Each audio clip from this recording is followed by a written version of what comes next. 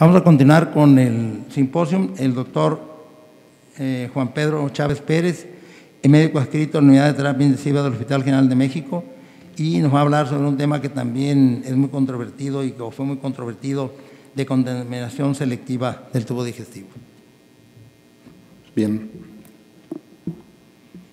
Buenas tardes a todos. Agradezco la invitación a los organizadores y a ustedes la paciencia de estar por acá todavía. Bien. Como comentaba el doctor, es un tema que desde su creación, que se describe hace ya casi 30 años, ha generado un gran debate.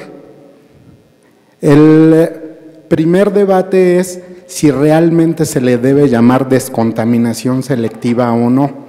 Esto debido a que se han hecho estudios de descontaminación selectiva en los cuales se ha hecho la maniobra terapéutica del uso de los antibióticos, y otro grupo en el cual no se usan estos antibióticos, y no se ha demostrado diferencias en el recuento de bacterias por gramo de heces. Entonces, en realidad no hay una descontaminación como tal. Y por otro lado, los componentes de la flora anaeróbica sí se han visto afectados, se han visto reducidos, particularmente una bacteria que se denomina Fecalobacterium prausnitzii, que tiene, entre otras acciones, la de generar ácidos grasos de cadena corta, particularmente el butirato, que es un elemento nutricional trófico de los colonocitos. Entonces, debido a estos hallazgos, que por un lado no se reduce la cantidad de bacterias por gramo de heces, y por otro lado que sí se afecta grupos particulares de bacterias saprófitas del colon, por esto es que se ha puesto a debate también el nombre, si realmente se le debe llamar descontaminación selectiva o si realmente se le debe llamar profilaxis antimicrobiana o profilaxis antibiótica, que desde mi punto de vista sería el nombre más correcto, ¿no? Bueno, ¿en qué consiste el régimen de descontaminación selectiva? Los que están a favor de este régimen se quejan mucho de que no en todos los centros donde se realiza descontaminación selectiva se hacen las tres medidas.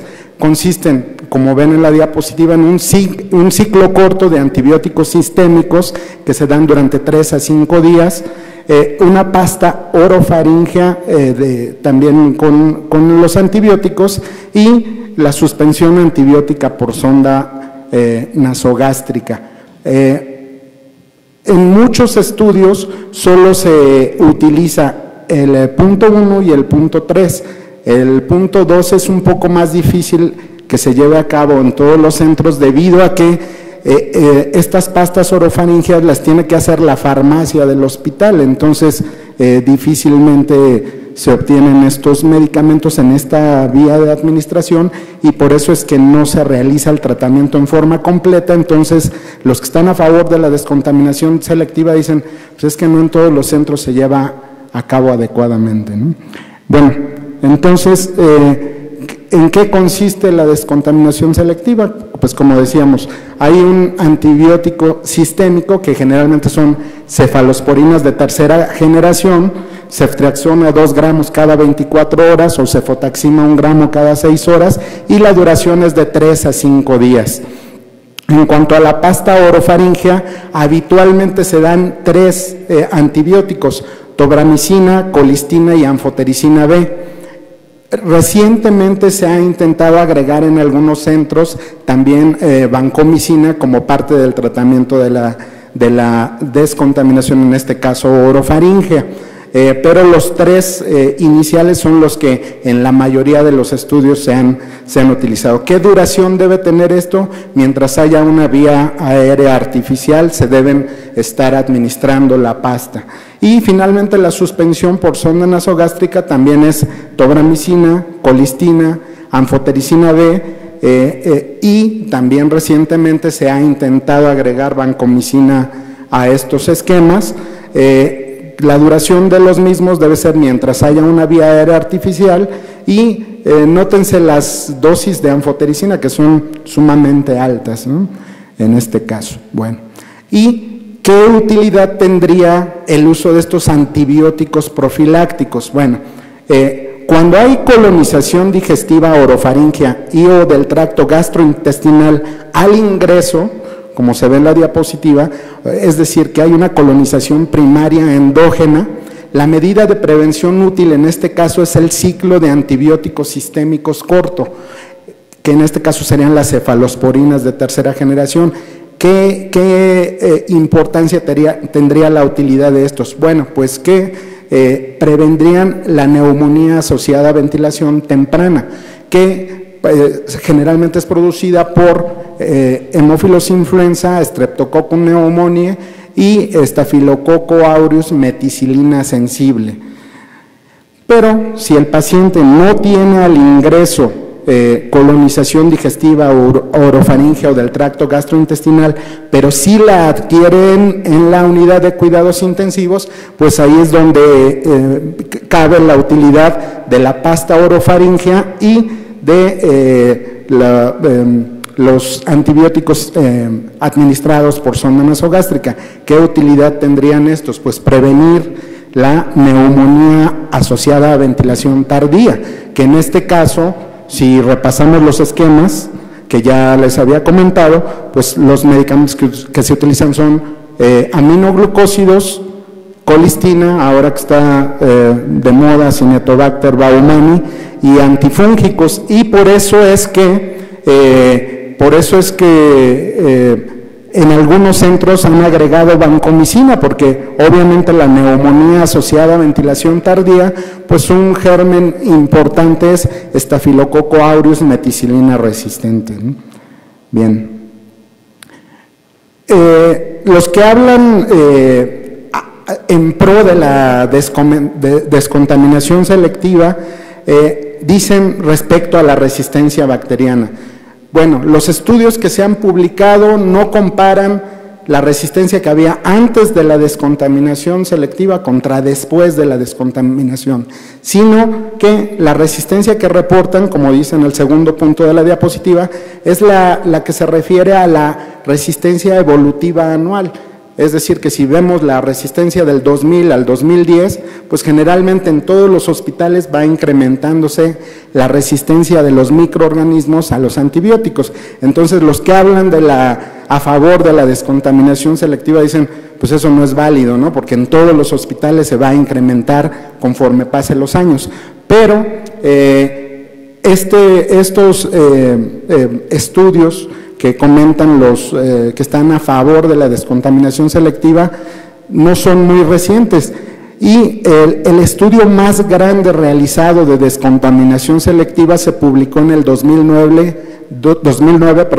en New England Journal of Medicine, y en este estudio, que incluyó casi 6,000 pacientes, de este estudio se hizo un subestudio para hacer un análisis de la resistencia bacteriana, y lo que se observó es que haciendo un análisis de la resistencia bacteriana en relación al tiempo, pues los hallazgos fueron muy interesantes. Al cabo de 2 años, la descontaminación selectiva sí producía un incremento en la resistencia bacteriana, particularmente a 3 grupos de antimicrobianos: aminoglucósidos, quinolonas y cefalosporinas antiseudomonas, particularmente ceftazidima. Lamentablemente en este subestudio no se analizaron otros grupos de interés, como hubieran sido carbapenémicos o penicilinas con inhibidores de beta-lactamasas, pero por lo pronto en estos 3 grupos de antibióticos, al cabo de 2 años se demostró que la descontaminación digestiva selectiva sí incrementaba la resistencia bacteriana, que es uno de los riesgos de esta. Bien, los efectos sobre la mortalidad, también los que hablan a favor de la descontaminación selectiva dicen, pues el dar la descontaminación selectiva, de acuerdo a lo que vimos en las anteriores, vamos a ver una de las anteriores, bueno, no responde aquí el control, no.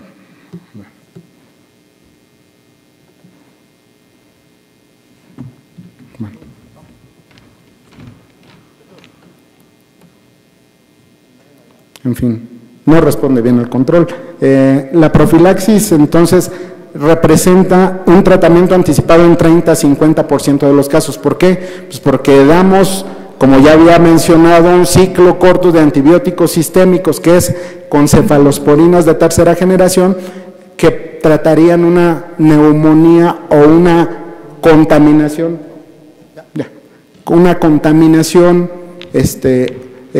orofaringea adquirida en la comunidad.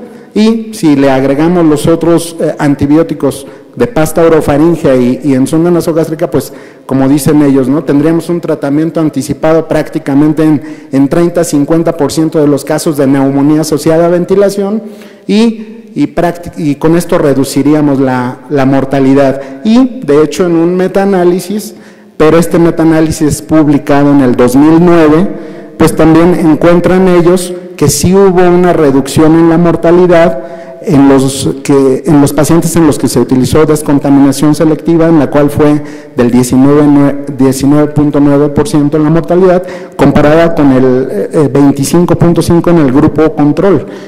Sin embargo, volvemos al estudio. Este metaanálisis es publicado en el 2009 y en este grupo incluyó 4.900 pacientes. El último estudio reportado, como les decía, en New England Journal of Medicine, también en el 2009, es un estudio prospectivo, pero este incluyó casi 6.000 pacientes y en la mortalidad prácticamente fue igual en los tres grupos: grupo control, grupo con descontaminación orofaringea y grupo con descontaminación intestinal. Es decir, que realmente no son tan contundentes los estudios a favor de la descontaminación selectiva. Bueno, ¿qué posibles razones hay para no utilizar la descontaminación selectiva? Uno, que es muy importante, es que los detractores de la descontaminación generalmente no la han utilizado nunca, y como no saben utilizarla y como nunca la han utilizado, pues no han visto resultados positivos y por eso son detractores muchos. Y la segunda es la ausencia de interés comercial. Como son antibióticos que salieron hace 30 años, pues a los laboratorios ya no les interesa comercializar con eso y por eso no difunden la descontaminación selectiva. Bueno, ¿qué otros motivos para no uso de la descontaminación selectiva? Como decía, para crear las pastas orofaríngeas se necesita que haya un servicio de farmacia eficiente en el hospital para que realicen la manufactura de los componentes, que en la mayoría de los hospitales mexicanos pues, no va a ocurrir, ¿no? También debemos tener un buen servicio de medicina preventiva y microbiología, porque para evaluar la descontaminación selectiva se tienen que hacer cultivos periódicos, tanto de hisopado rectal como de secreciones respiratorias. En muchos hospitales tampoco el servicio de microbiología es muy bueno. Y finalmente, personal de enfermería suficiente para la implantación de este tipo de tratamiento, que sí implica un poco más de trabajo para la enfermera. Bien, eso es en cuanto a los pros o los que están a favor de la descontaminación selectiva. Ahora, en cuanto a los rezagos de la descontaminación selectiva, pues ninguna de las guías de tratamiento de neumonía asociada a ventilación, ni europea, ni americana, ni la campaña de sobreviviendo a la sepsis, lo sugieren como una medida de uso habitual. Algunos autores que están a favor de la descontaminación selectiva dicen, bueno, pero en las guías de sobreviviendo a la sepsis pues han aceptado el control estricto de glucemia, la proteína C activada, los esteroides, pero todos estos con un solo estudio que ha validado el que se incluyan en esas guías, y no incluyen esto que tiene muchos estudios. Eso dicen los que están a favor de la descontaminación selectiva. Sin embargo, la descontaminación selectiva nunca se ha hecho un estudio en el cual se compare la descontaminación con medidas preventivas que ahorita vamos a ver que son muy simples y que han demostrado en una forma muy segura reducir el riesgo de neumonía asociada a ventilación. Entonces, que creo que ese es la gran falla que tienen los estudios de descontaminación selectiva. Bueno, el doctor Levy postuló estos tres enunciados, con los cuales estoy completamente de acuerdo respecto al aumento de las resistencias bacterianas cuando hay exposición a antimicrobianos. Uno, con el tiempo de exposición suficiente aparecen resistencia a los antibióticos en uso. Eso es obvio. Si utilizamos demasiado un tipo de antibióticos, seguramente va a aparecer resistencia a estos. Dos, los microorganismos que son resistentes a un grupo de antimicrobianos son más susceptibles de hacerse resistente a otros. Y tres, una vez que aparece la resistencia, para que esta tienda a disminuir, cuando hay esta tendencia, va a ser lenta la tendencia a disminuir esta resistencia. Es decir, que si generamos la resistencia en un antibiótico, para que ese antibiótico se pueda volver a utilizar, van a pasar 20 o 30 años. Entonces, el impacto que realmente tiene el incremento en la resistencia bacteriana es muy importante. Bien, ¿qué riesgos tienen los esquemas utilizados en descontaminación selectiva? Como vimos al principio, ya no le voy a regresar porque no funciona muy bien el control de aquí, pero como vimos al inicio, los esquemas son principalmente enfocados a gram negativos, o sea, utilizamos pasta orofaringea y por sonda tobramicina y colistina. Entonces, ¿qué es lo que podemos generar? Pues la selección de gram positivos como Enterococcus fecalis o Staphylococcus epidermidis que con el paso del tiempo se hagan patógenos más importantes. Por eso es que en muchos centros dicen, bueno, pues vamos a agregarle vancomicina, ¿no?, para evitar este riesgo. Sin embargo, pues con la adición de vancomicina, si hay una exposición, como dice aquí en el punto 1, con el tiempo de exposición suficiente, pues pueden aparecer resistencias. Entonces, si le ponemos vancomicina al esquema de descontaminación selectiva, corremos el riesgo de que se genere más resistencia, ¿no? Actualmente en México no hay microorganismos vancomicino resistentes, por lo menos hasta los últimos reportes que yo conozco no existen. Y finalmente, ¿qué otro riesgo existe? La selección a mediano y largo plazo de bacilos gram negativos que sean resistentes a los antibióticos utilizados, particularmente Pseudomonas aeruginosa y Acinetobacter baumannii, que particularmente el Acinetobacter baumannii está siendo un microorganismo difícil de tratar en la actualidad.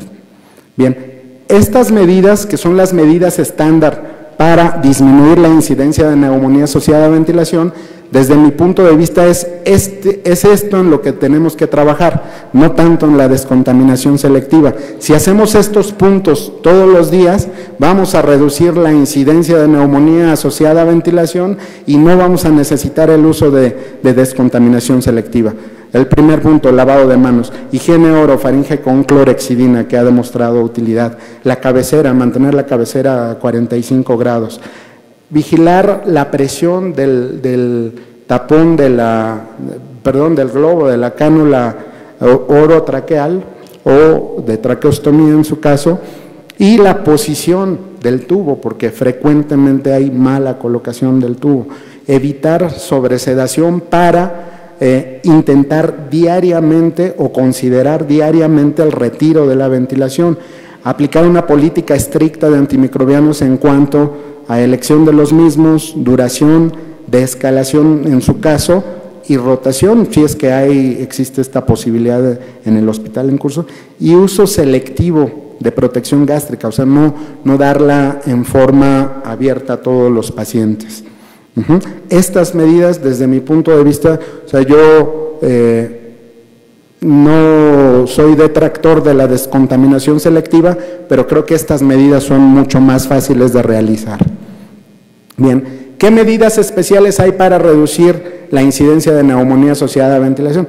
Bueno, aspiración de secreciones subglóticas con cánulas especiales ya diseñadas para esto, uso de tubos bacteriostáticos que también están diseñados con están revestidos con plata y tienen esta utilidad de ser bacteriostáticos, o la profilaxis antibiótico, ahí sí, pero se consideraría una medida especial, no una medida a aplicar de primera mano. Y bueno, las conclusiones a las que llego después de hacer esta revisión es: 1, dar prioridad a las medidas preventivas más sencillas. Voy a intentar regresar. Son estas, o sea, hay que dar prioridad a esto. Si nos lavamos las manos, si vemos dónde está el tubo, si vemos qué tan bien inflado está el globo de la cánula, si hacemos higiene orofaríngea, si no sobresedamos a los pacientes, si intentamos retirarlos rápidamente, si aplicamos estrictamente las políticas de antimicrobianos y si usamos selectivamente la protección gástrica, eso es mucho mejor que la descontaminación selectiva desde mi punto de vista. Entonces, la conclusión: dar prioridad a esas medidas preventivas que son más sencillas y limitar la descontaminación selectiva a 1, unidades de terapia intensiva concretas en las cuales se sabe que hay altos índices de neumonía asociada a ventilación y en los que esa unidad tenga experiencia con el uso de esos esquemas o la vayan haciendo, pero en una forma adecuada. En circunstancias concretas, o sea, en intubación en situación de emergencia, o sea, cuando el paciente llega y no tenemos la oportunidad de ponernos una bata estéril, un cubreboca, gorra, etcétera, quizá en esa situación cabría la posibilidad de usar la profilaxis antimicrobiana y por periodos limitados de tiempo, porque ya sabemos, y esto está demostrado en el último estudio en un subgrupo del estudio del New England, que la resistencia bacteriana al cabo de 2 años se incrementa a 3 grupos de antimicrobianos, por lo menos, que ya comentábamos, aminoglucósidos, quinolonas y cefalosporinas antiseudomonas. Entonces, es alto el riesgo del uso de estos antimicrobianos profilácticos, por eso es que debe ser por periodos limitados de tiempos, tiempo el uso de la descontaminación selectiva. Pues es todo, gracias. Muchas gracias, doctor. ¿Alguna pregunta, algún comentario al respecto? Yo nomás quisiera comentarles, hace 20 años que salió la primera edición de mi libro y en aquel tiempo estaba de auge la descontaminación selectiva. Después hice un consenso entre el grupo de intensivistas pues, más connotados y en las reuniones que hacíamos, y la verdad de las cosas es que nunca, o yo no sé si algún grupo en particular de hospitales dentro de la Ciudad de México se llevó a cabo esto, pero nunca hubo una situación que preconizara el uso de la descontaminación selectiva, de tal forma que en las otras ediciones de mi libro, descontaminación selectiva salió del libro porque yo consideré que no era un procedimiento que se utilizara de rutina en las unidades de cuidados intensivos. Yo creo que el análisis que hizo el doctor fue muy interesante. Lo que él dice en cuanto a las medidas profilácticas, de veras que es lo más importante, pero yo nomás les quiero recordar una cosa: la gente más reacia para aceptar el lavado de manos somos los médicos. Es increíble, pero yo estuve en una unidad donde estuvimos con lo de John Commission, pero pegados a esta situación, y los médicos eran los más reacios, y los más reacios de todos eran los infectólogos. Increíble. Pero de veras, así son las cosas. Yo quisiera saber si hay alguna pregunta, si no, para dar por clausurado el simposio. Adelante, doctor.